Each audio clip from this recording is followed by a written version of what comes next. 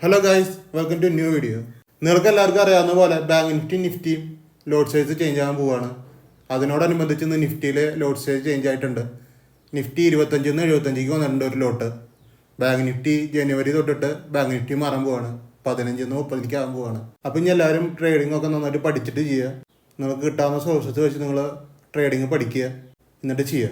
അപ്പോൾ നമുക്ക് ഇന്നത്തെ വീഡിയോയിലേക്ക് പോകാം. ഞാൻ ഇവിടെ പ്രൊവൈഡ് ചെയ്യുന്നത് പ്രോപ്പർ എഡ്യൂക്കേഷനാണ്. മാർക്കറ്റിനെ പറ്റി ചെറിയ തോതിലെങ്കിലും എന്തെങ്കിലും അറിഞ്ഞിരുന്നാലാണ് മാർക്കറ്റിൽ നമുക്ക് ട്രേഡ് ചെയ്യാൻ പറ്റുള്ളൂ. ഇപ്പോൾ ഞാൻ തുറന്നു വെച്ചത് അപ്സ്റ്റോക്കിൻ്റെ പ്ലാറ്റ്ഫോമാണ്. ഇത് നമ്മുടെ ഓപ്ഷൻ ചെയിനാണ് അപ്സ്റ്റോക്കിലത്തെ. ഇതിലിപ്പോൾ നമുക്ക് കാണാം, ഇൻ ദ മണി ഉണ്ട്, ഔട്ട് ഓഫ് ദ മണി ഉണ്ട്. എല്ലാവർക്കും അറിയാം അറ്റ് ദ മണി ഉണ്ട്. ഇനി നിഫ്റ്റിയിൽ ഇപ്പോൾ നമ്മൾ ലോട്ട് സൈസ് ചേഞ്ച് ആയിട്ടുണ്ട്, 75 വന്നു. ഇനി നമ്മൾ എപ്പോഴും സ്ട്രൈക്ക് സെലക്ട് ചെയ്യുമ്പോൾ വല്ലാണ്ട് ഔട്ട് ഓഫ് ദ മണിക്ക് ഇനി പോകാൻ നിൽക്കണ്ട.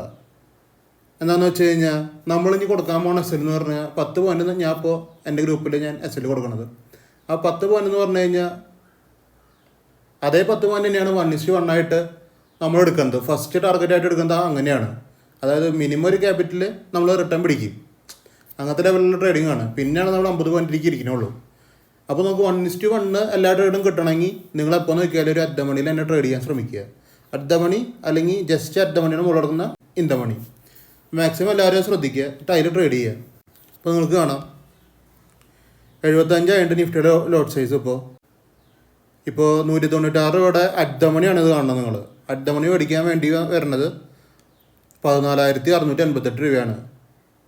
അപ്പോൾ അത്ര എമൗണ്ട് കൊടുക്കണം. ഇനി നിങ്ങൾ ഇൻവെസ്റ്റ്മെൻറ്റ് എന്ന് പറഞ്ഞു കഴിഞ്ഞാൽ 15,000-16,000 ലെവലിലാണ് ഇനി ഇൻവെസ്റ്റ്മെൻറ്റ് വേണ്ടത്. ഈ വെള്ളിയാഴ്ച തിങ്കളാഴ്ച വരെയൊക്കെ ട്രേഡ് ചെയ്യാൻ. ചൊവ്വാഴ്ചയും ബുധനാഴ്ചയൊക്കെ ആകുമ്പോൾ നിങ്ങൾക്ക് അത്ര വേണ്ട വരില്ല. 10,000-ൻ്റെ ഉള്ളിലൊക്കെ അറ്റ് ദ മണി ട്രേഡ് ചെയ്യാൻ പറ്റും. എന്തായാലും വില കുറയില്ല, വീക്കിലാണല്ലോ എക്സ്പയറി, പിന്നെ വില കുറയും. പക്ഷേ വെള്ളിയാഴ്ചയും തിങ്കളാഴ്ചയൊക്കെ ചെയ്യുമ്പോൾ നിങ്ങൾക്കൊരു 15,000-ൻ്റെ അടുത്ത് ക്യാപിറ്റൽ എന്തായാലും വേണ്ട വരും. ജസ്റ്റ് ഒന്ന് മനസ്സിലാക്കി വെക്കാനാണ് പറയണത്.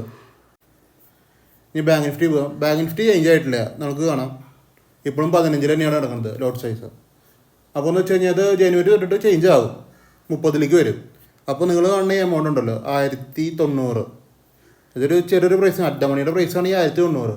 നമ്മളെപ്പോഴും അറ്റ് ദ മണിയുടെ ചെയ്താലുള്ളൂ നമുക്ക് അത്യാവശ്യം പ്രോഫിറ്റിലേക്ക് പോകാൻ പറ്റുള്ളൂ. അല്ലെങ്കിൽ പിന്നെ ഇൻ ദ മണിയൊക്കെ എടുക്കണം. അത് അത്ര അഫോർഡബിൾ ആയ പരിപാടിയല്ല. കാര്യം ഇൻ ദ മണിയിലാണ് ട്രേഡ് ചെയ്യേണ്ടത്. ഞാൻ ഇൻ ദ മണീനെ പ്രോത്സാഹിപ്പിക്കാത്തതല്ല. നമുക്ക് ഇത്തിരി എല്ലാവരും സാധാരണക്കാരാണല്ലോ, അപ്പോൾ എല്ലാവർക്കും ട്രേഡ് കിട്ടണമല്ലോ. അതിനാണ് ഇതിൻ്റെ പ്രൈസ് കുറഞ്ഞിട്ട് എടുക്കുന്നത്. എന്നാലും നമ്മൾ അത്യാവശ്യം നല്ല രീതിക്ക് ടാർഗറ്റിക്കൊക്കെ പോവും. ഇന്നും പോയിട്ടുണ്ട്. ഇപ്പോൾ നിങ്ങൾക്ക് കാണാം 15 എണ്ണം മേടിക്കാൻ തന്നെ 16,000 വേണം അറ്റ് ദ മണി മേടിക്കാൻ. ഇനി 30 ആകുമ്പോൾ ഓട്ടോമാറ്റിക്കലി 30,000 വേണം. അപ്പോൾ ഒന്ന് അഫോർഡബിൾ എല്ലാവർക്കും. അപ്പോൾ നിങ്ങൾക്ക് മാക്സിമം ഈ ട്രേഡ് ബാങ്ക് നിഫ്റ്റിയിൽ ചെയ്യുന്നത് കുറയ്ക്കണമെന്നാണ് ഏറ്റവും നല്ലത്.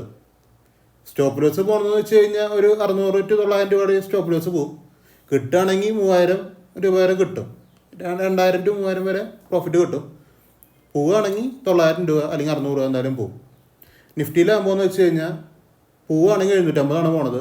കിട്ടുകയാണെങ്കിൽ ഒരു 3,000 രൂപ വരെ, ഒരു 2,500-3,500 വരെ നിഫ്റ്റിയിൽ കിട്ടാൻ സാധ്യതയുണ്ട്. കാര്യം പ്രോഫിറ്റൊക്കെ ഹ്യൂജ് തന്നെയാണ് വരണത്. പക്ഷെ നിങ്ങളൊന്ന് കെയർഫുള്ളായിട്ട് ട്രേഡ് ചെയ്യുക. ഈ ഓപ്ഷൻ ചെയിൻ നോക്കുമ്പോൾ നമുക്ക് മനസ്സിലാവും അതിൻ്റെ കാര്യങ്ങൾ എങ്ങനെയാണ് കിടക്കണമെന്ന്. നമ്മൾ far out of the money പോയി കഴിഞ്ഞാൽ ഇനി ടാസ്ക്കാണ്. പഴയ പോലെ അല്ല, 25 എണ്ണത്തിന് നമുക്ക് ഇത്ര ഒരു ദിവസം വരണുള്ളൂ. ഇനിയിപ്പോൾ എന്ന് പറഞ്ഞു കഴിഞ്ഞാൽ നമുക്ക് പെട്ടെന്ന് പ്രോഫിറ്റിക്ക് പോകണം. അതിന് വേണ്ടിയാണ് ഞാൻ പറയണത് കേട്ടോ. അടുത്ത് നമ്മൾ നോക്കാൻ പോകുന്നത് എങ്ങനെയാണ് നമ്മളൊരു എൻട്രി എടുക്കേണ്ടത്. അതാണ് നമ്മുടെ ഗ്രൂപ്പിലുള്ള എല്ലാവരും കറക്റ്റായിട്ട് വാച്ച് ചെയ്യുക. ഇതിനി ഗ്രൂപ്പിൽ കുറേ ആൾക്കാർക്ക് അറിയാമെന്ന് എനിക്കറിയാം. അവർക്കാണെങ്കിൽ അവരൊന്ന് സ്കിപ്പ് ചെയ്തിട്ട് ഇത്തിരി ഫോർവേഡ് ചെയ്തിട്ട് പോയിട്ട് ബാക്കി വീഡിയോസ് കണ്ടോ. അറിയാത്തവരുണ്ടെങ്കിൽ ഇത് വാച്ച് ചെയ്യുക. അത് ഞാൻ പർട്ടിക്കുലർ പ്രൈസ് എടുക്കാൻ നോക്കി. ഞാൻ നിഫ്റ്റിയാണ് എടുത്തത്. നിഫ്റ്റിയുടെ ഒരു ലെവലാണ് 23,870. 23,870 മുകളിൽ പോകുമ്പോൾ നമ്മൾ എങ്ങനെയാണ് ട്രേഡ് എടുക്കേണ്ടത്.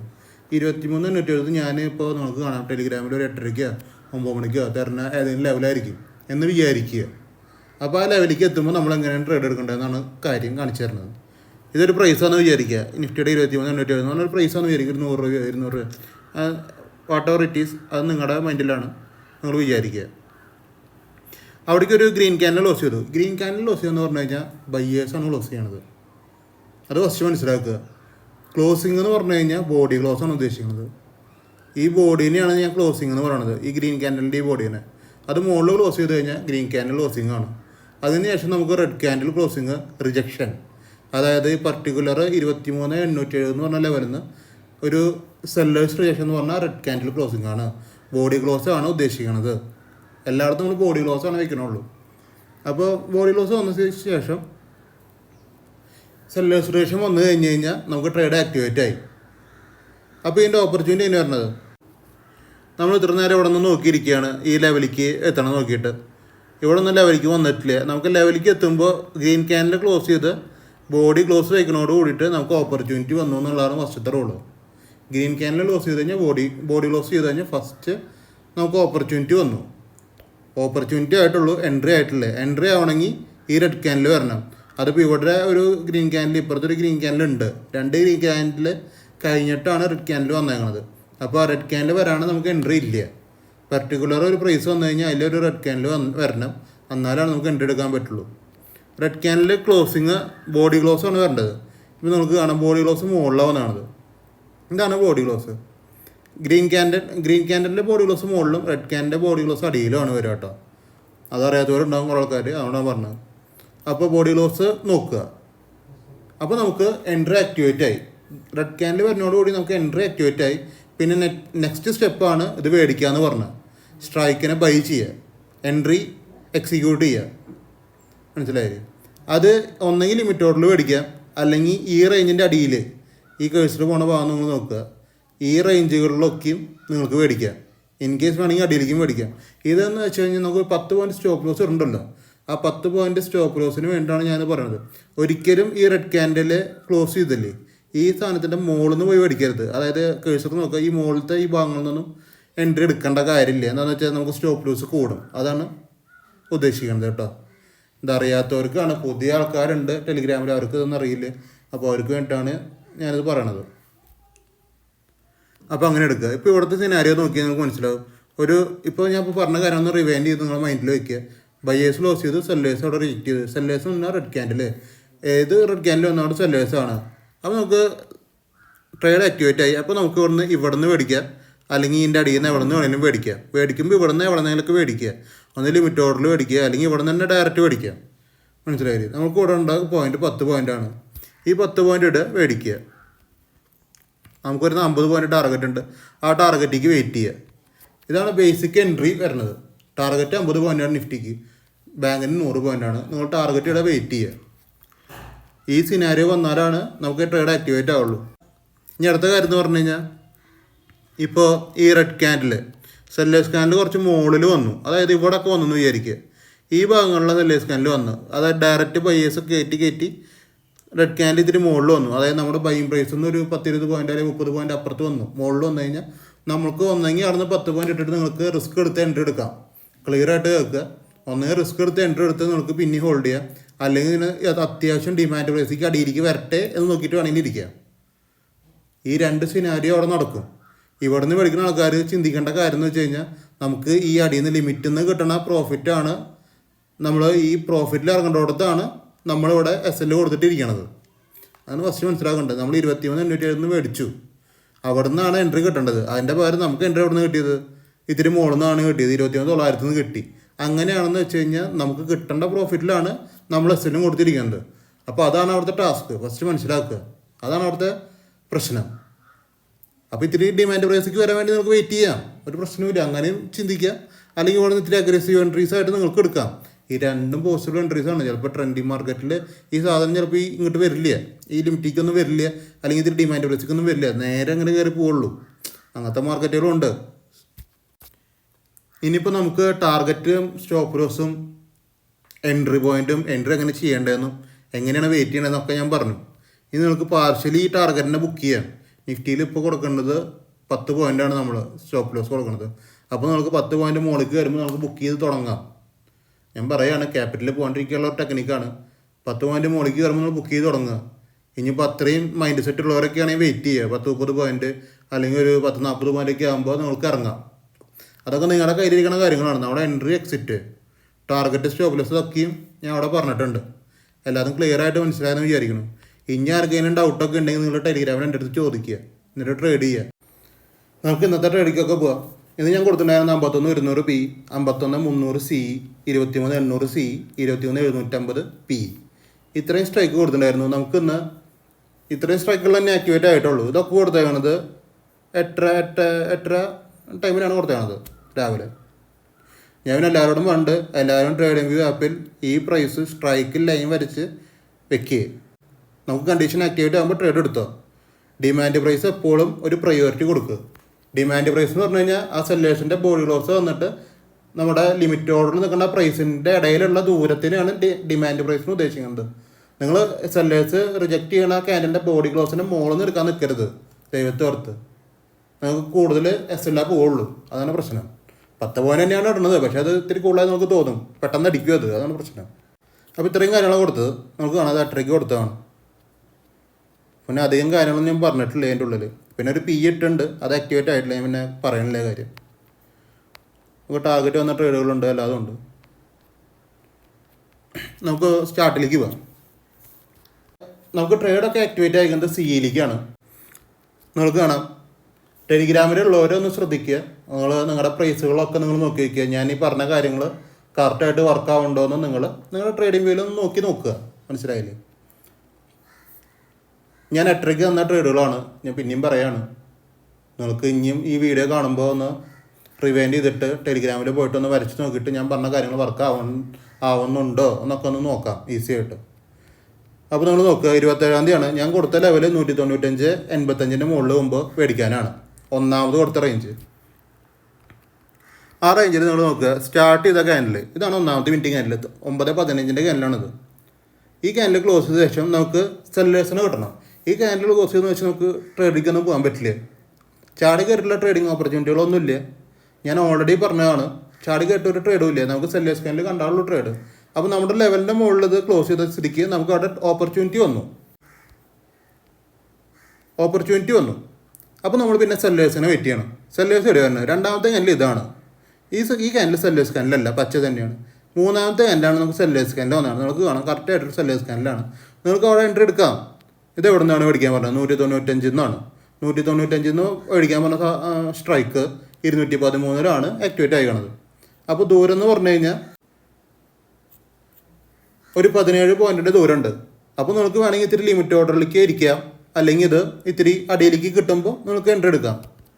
എങ്ങനെ വേണമെങ്കിലും ഇന്ന് ചെയ്യാം. ഇനിയിപ്പോൾ അഗ്രസീവായിട്ട് മുകളിൽ നിന്ന് മേടിച്ചവരുണ്ടാവും. അവരാണെങ്കിലും ഈ 10 പോയിൻറ്റ്, ഇത് 10 പോയിൻ്റാണ് സ്റ്റോപ്പ് ലോസ്. ഈ സ്റ്റോപ്പ് ലോസ് ഇട്ടിട്ട് അവിടെ ഇരിക്കുക.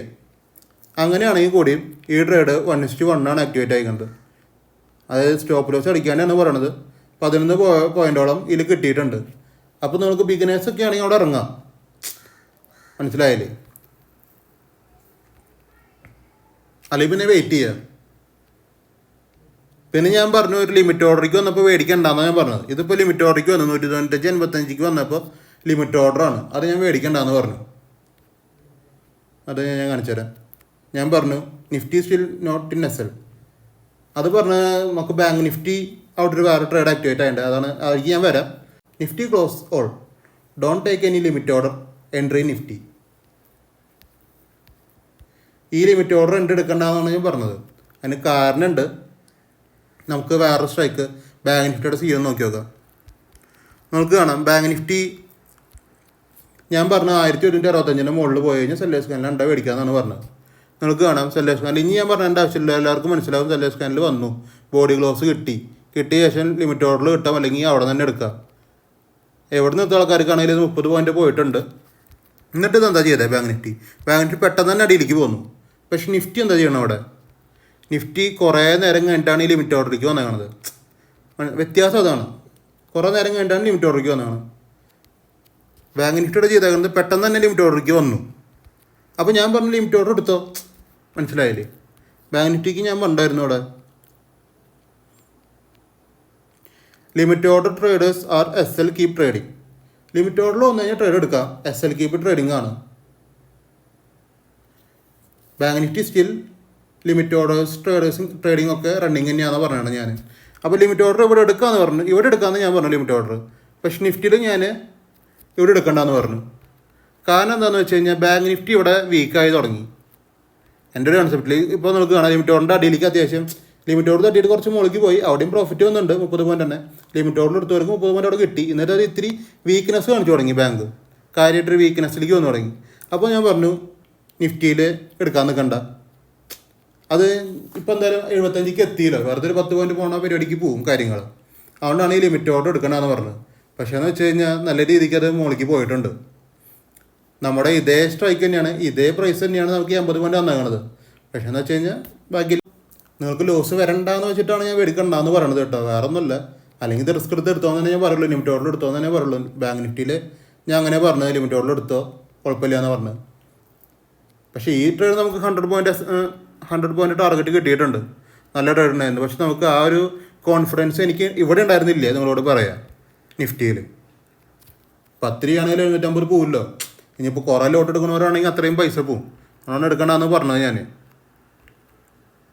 അപ്പോൾ അത്രയുള്ളൂ ഗൈസ്.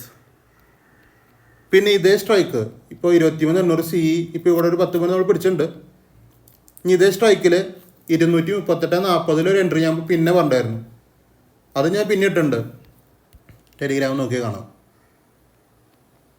കണ്ടില്ലേ എത്ര മണിക്ക് ഇട്ടാണത്? 9:47 ഇട്ടാണത്. 23,800 CE 238.40 next price buy sellers സ്കാനിൽ വാച്ച് എന്ന് ഞാൻ പറഞ്ഞാണത് 9:47.